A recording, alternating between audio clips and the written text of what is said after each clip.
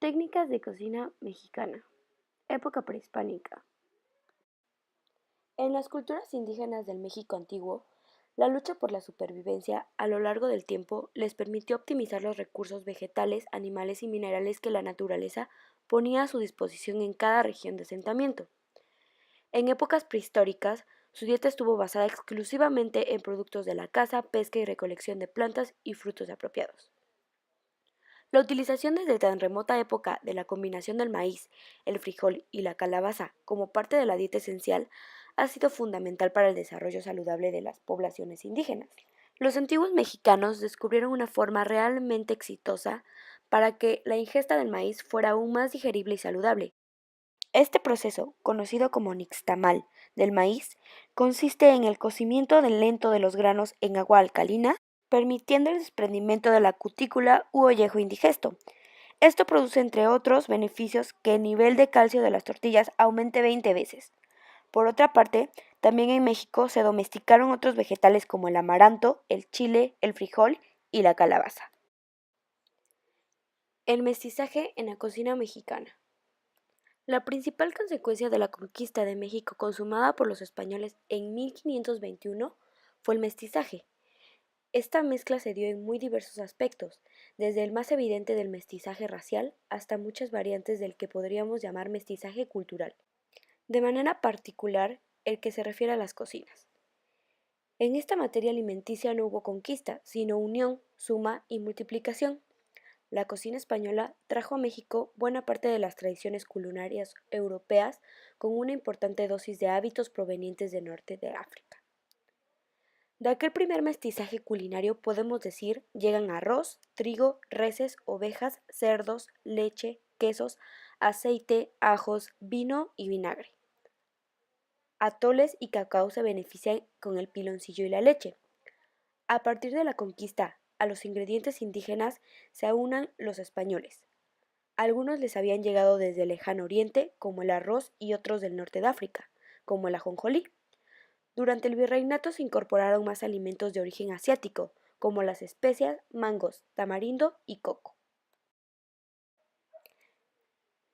El aporte de los conventos en la cocina mexicana. En la llegada al convento nos atendió una madre dominica, una de las encargadas de la cocina. Ella nos explicó que durante el paso de los años se fueron implementando nuevos artefactos para la elaboración de platillos. Pero, claro, siguieron utilizando y siguen utilizando varios instrumentos de la época conventual, siguen manteniendo esas costumbres y siguen teniendo la costumbre de que no les gusta utilizar conservadores y casi todo lo que ellas consumen ahí adentro es de origen natural o simplemente del mercado local. Ellas no consumen absolutamente nada de productos congelados, nada de conservadores.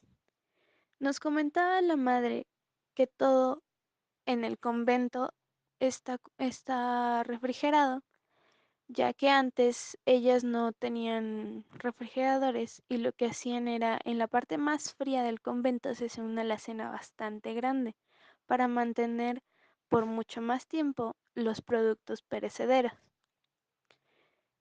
Ellas lo que hacen normalmente es consumir absolutamente todo lo que ellas llegan a cosechar, como por ejemplo epazote, cilantro, am, albahaca, todo lo que se pueda cultivar y que no ocupe mucho espacio, ya que últimamente los conventos ya no son de los tamaños que eran en la época conventual. Ahora únicamente se pueden dar el lujo de tener un espacio reducido para esos tipos de plantas. Lo que es en el norte, nos comentan que algunos conventos sí llegan a cosechar sus jitomates, sus calabazas, todo eso, pero aquí en la ciudad de Puebla ya no es posible. Por eso ellos van a los mercados locales y consumen local. Nos comentan que en la época conventual habían dos variedades de monjas. las monjas que llegaban normal desde pequeñas o huérfanas y las otras que eran las monjas que daban un dote.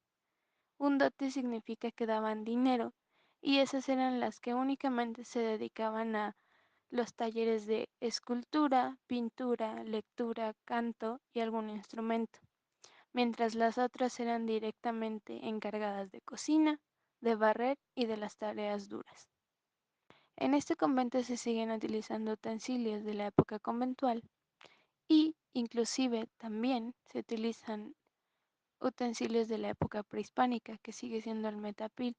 Pero bueno, como muchas monjas ya no tienen em, cierta edad, ya no se pueden dar el lujo de utilizarlas, pero siguen conservándolos. Después de todo eso, la monja nos comentó que hay muchísimas recetas que que se fueron cambiando con el tiempo. Claro que aún así ellas tratan de seguirlas manteniendo para que no se pierda nada de la historia conventual, como los tamales, los dulces típicos y uno que otro bizcocho, que ella nos comentó que en ese lugar se hacía un bizcocho de elote que no necesitaba ni polvo para hornear ni nada, únicamente nos dio los ingredientes que se molían en la licuadora y nada más se vertían sobre un molde. Para concluir, podemos destacar que dentro de la cocina mexicana contamos con una variedad inmensa de ingredientes, así mismo como sabores y colores dentro de nuestra cocina. Es muy importante y cabe recalcar que muchos de estos ingredientes vienen desde nuestros antepasados en la época prehispánica y asimismo se van convirtiendo en platillos un poco más elaborados con el mestizaje y con la conquista.